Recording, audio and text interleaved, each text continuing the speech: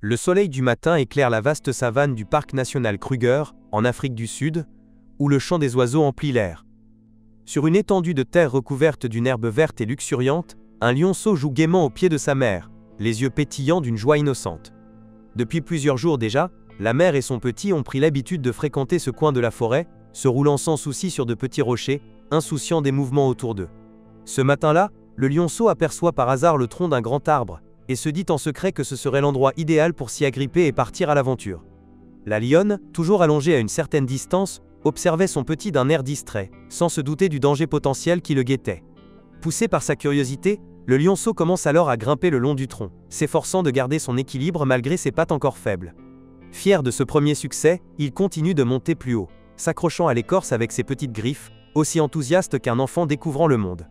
Une légère brise se lève, faisant bruisser les branches et les feuilles, ce qui déstabilise un peu le lionceau.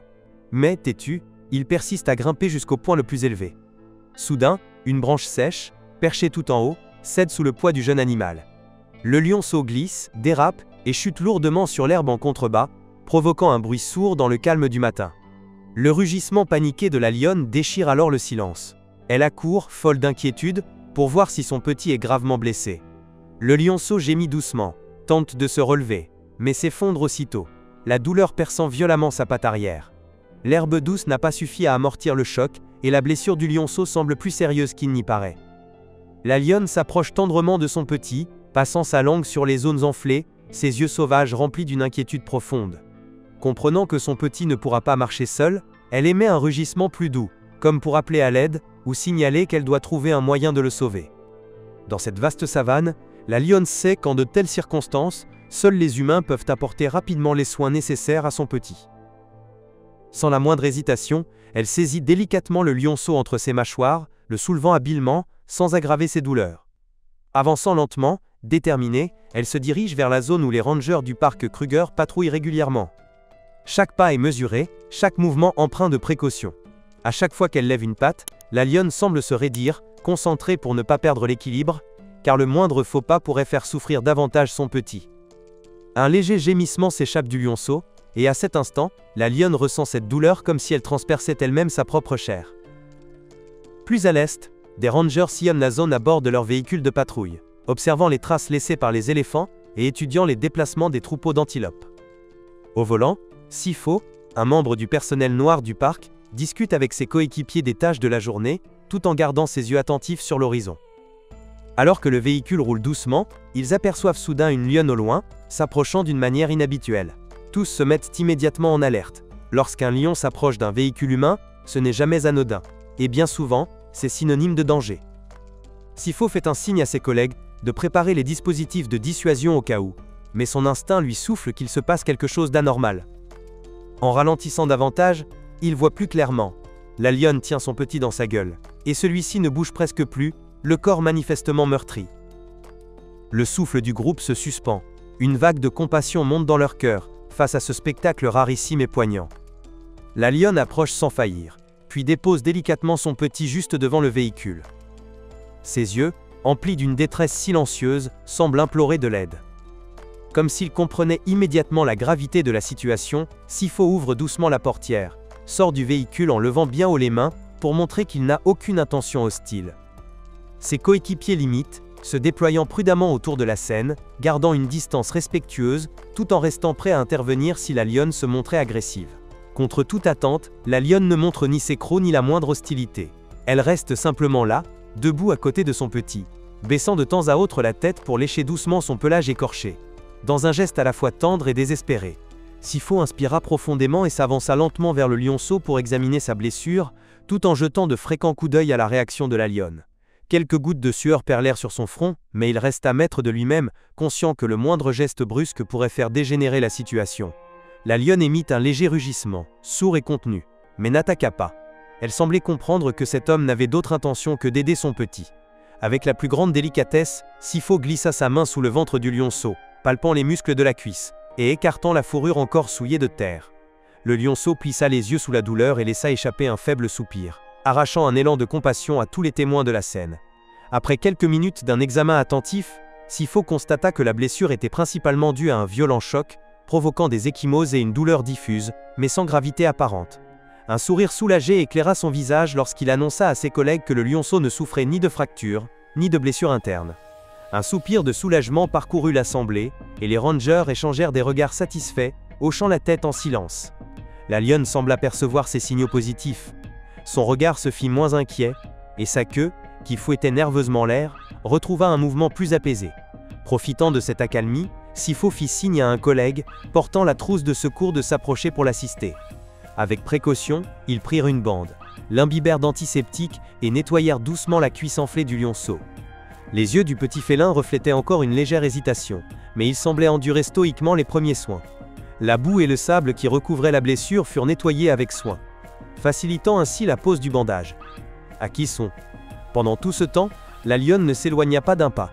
La tête baissée tout près de son petit, elle émettait de légers grognements, non pas de menaces, mais plutôt comme pour dire « Faites attention à mon enfant. » Une fois la désinfection terminée, Sifo fixa la zone blessée avec un bandage souple, empêchant ainsi le lionceau de trop solliciter sa patte.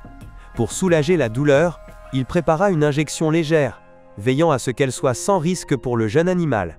Le lionceau frémit légèrement au contact de l'aiguille, puis, peu à peu, retrouva son calme, peut-être déjà apaisé par l'effet du médicament. Au loin, quelques visiteurs à bord d'autres véhicules furent témoins de cette scène miraculeuse. Des humains et des lions sauvages s'aidant mutuellement. Les yeux remplis d'émerveillement et d'admiration, ils prirent discrètement des photos depuis leur position, n'osant s'approcher de peur de troubler cet instant unique. Sifo vérifia une dernière fois la respiration et le rythme cardiaque du lionceau, tout semblait stable.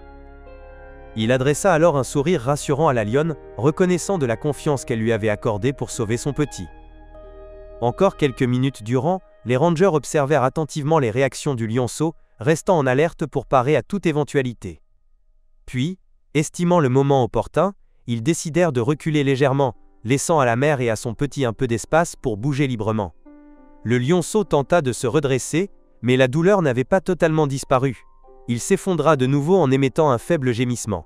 Sa mère s'approcha aussitôt, posant tendrement son museau contre son cou, comme pour l'encourager. « Lève-toi, mon petit. » Sifo suggéra d'attendre encore un peu que l'antidouleur agisse pleinement, puis encouragea doucement le lionceau à essayer de se relever.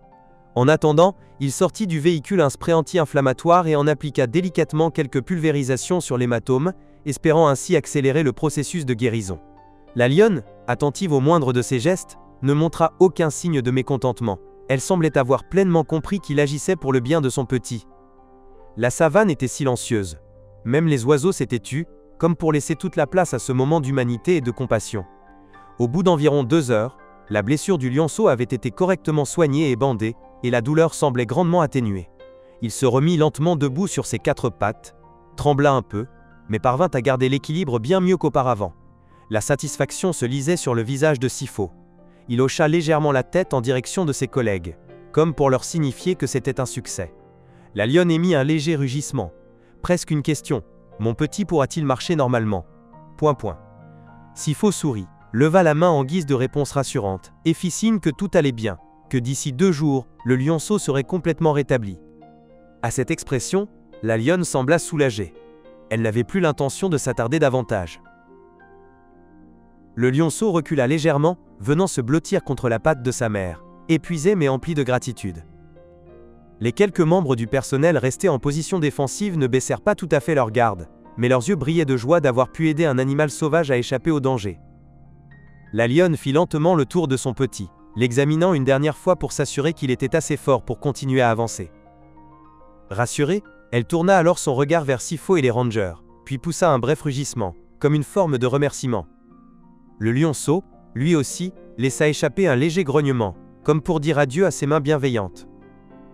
Les rangers reculèrent leur véhicule, dégageant un large passage pour permettre à la mère et à son petit de quitter tranquillement la clairière. Le petit fit d'abord quelques pas hésitants et maladroits, mais parvint ensuite à rattraper sa mère, respirant enfin à plein poumon l'air frais de la savane. Sa démarche restait encore chancelante, mais on sentait toute sa détermination à ne plus inquiéter sa mère. La lionne inclina la tête et lécha doucement le front de son petit, l'encourageant à poursuivre jusqu'à la lisière de la forêt. Dans leur esprit, ce chemin menant de nouveau vers leur habitat naturel était le signe qu'ils retrouvaient à la fois sécurité et espoir. Sifo et ses coéquipiers n'osèrent pas s'approcher davantage. Ils se contentèrent d'observer la scène à distance, prêts à intervenir si jamais un problème survenait. Les rayons du soleil illuminaient la voiture de patrouille, projetant l'ombre silencieuse de Sifo, toujours assis, le regard rivé sur la lionne et son petit, suivant chacun de leurs pas. Au loin, le bruit feutré d'un autre moteur résonna, annonçant le début d'une nouvelle patrouille. Mais personne ne bougea avant d'être sûr que le lionceau était hors de danger. L'image du duo s'éloignant lentement derrière les buissons jaunis arracha à plusieurs personnes un profond soupir, partagé entre soulagement et une douce mélancolie. Tous les regards restèrent fixés sur eux, observant chaque mouvement gracieux et fier de ces créatures que l'on surnomme avec respect, les rois de la jungle. La lionne marchait en tête, s'arrêtant de temps à autre pour se retourner et vérifier que son petit la suivait bien, toujours attentive aux moindres signes de danger dans cette savane où les prédateurs ne sont jamais loin. Le lionceau avançait lentement, mais ne s'arrêtait pas. Son petit cœur battait avec constance face aux épreuves. Peu à peu, les arbres vinrent masquer la scène, et bientôt, il ne resta plus que le souffle léger du vent dans les feuillages. Dans l'esprit de Sifo, l'image de cette lionne apportant son petit blessé pour être soigné résonnait encore. Une scène presque irréelle, et pourtant bien réelle, gravée à jamais dans sa mémoire. Il ressentit profondément ce lien unique entre l'homme et la nature, une connexion qui transcende toutes les barrières, qu'elles soient de langage ou d'espèce. Ses coéquipiers, eux non plus, ne purent retenir leurs émotions.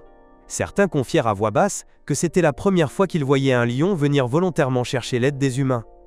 De retour dans le véhicule, Sifo prit soin de consigner les détails de l'intervention, l'état du lionceau, l'heure et le lieu précis des événements, afin de rédiger un rapport officiel destiné à la direction du parc national Kruger. Il savait que le petit aurait encore besoin de temps pour guérir complètement, mais sa foi en la survie du lionceau était plus forte que jamais. Ce jour-là, à travers toute la savane du parc Kruger, l'histoire du rangé noir et de la lionne venue chercher secours pour son petit se répandit comme une légende vivante, un merveilleux symbole d'amour, de courage et du lien magique qui unit l'homme au monde sauvage. Chers amis, merci d'avoir pris le temps de suivre cette histoire. N'oubliez pas de liker et de vous abonner à la chaîne pour nous soutenir dans notre mission de partage et de préservation de ces moments uniques.